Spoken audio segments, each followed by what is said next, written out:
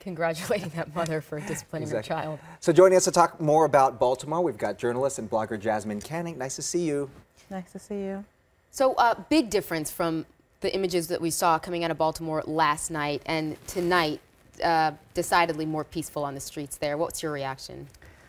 Look, Los Angeles has been there. I mean, tomorrow we're looking at the 23rd anniversary since the 1992 civil unrest. I think what's really interesting is that people, and when I say by people, I mean the government, I mean the politicians, I mean the community activists and the pastors, they wait until people just can't take it anymore, and then this is what happens and everybody wants to condemn it. The situation that was going on in Baltimore, much like South Los Angeles, had been going on for years. Sure. Widespread poverty, unemployment, no access to affordable housing, and then on top of all of that, people are dealing with police misconduct, abuse by the police, and as you know, it only takes one thing to set off everyone, and so this is what you have. And I think what we all need to be looking at is sort of the bigger picture, and how do we move this nation to a point where we don't have people living in such dire poverty. We don't have people who feel so helpless and hopeless that they feel the only way that their voice will be heard is if they take to the streets in this way. It's a huge issue, and of course we could talk about that for a whole hour, but let's talk about how police handled this yesterday. How do you think they handled this? You know, there's criticism on both sides. You know, the mayor had said she didn't want to turn this into some sort of a militarized state, so she didn't put that as many officers or the National Guard out there. But lots of folks saying that there should have been more officers there in the very beginning. What do you think? Look, I'm going to speak from personal experience. I was one of the people that was out covering the situation here a couple of months ago and got rounded up by the LAPD and arrested. It's really interesting that Baltimore is saying they've had 250 arrests so far. LA had 400. So it'll be interesting to see how many more they get. Look, at the end of the day, the police have a job to do and they're going to do it. And I think a lot of people who are out, as was the case here in Los Angeles, were fully aware, look, we're out here, we want to make our voices heard. Sometimes being arrested is a part of that process.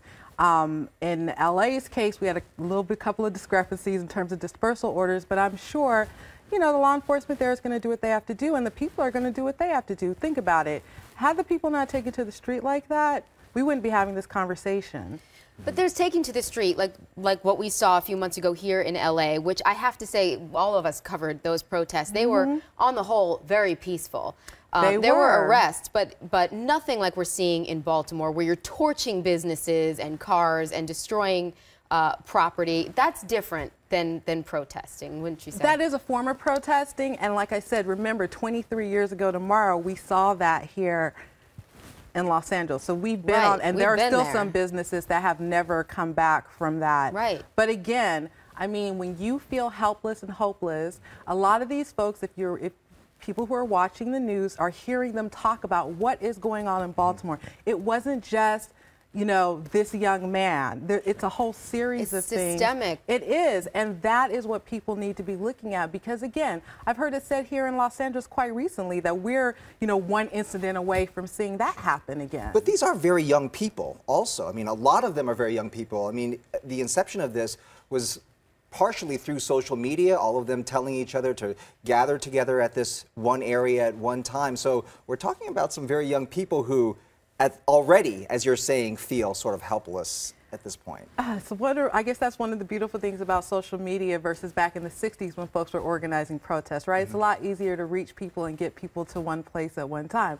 Look, you have people of all ages out there. Yes, you probably have a lot of folks more under the age of 30, but I think this is not an issue just for young people. This is an issue for everyone. It's an issue for the business owners. It's an issue for the parents. It's an issue for people my age and younger. I mean, if you fall into this group of people who are unemployed, living in poverty, you know, feel that they're being abused by the police, yeah, you may want to have your voice heard, and that's what they're doing. It's everybody's issue, really. It is everyone's issue. Yeah.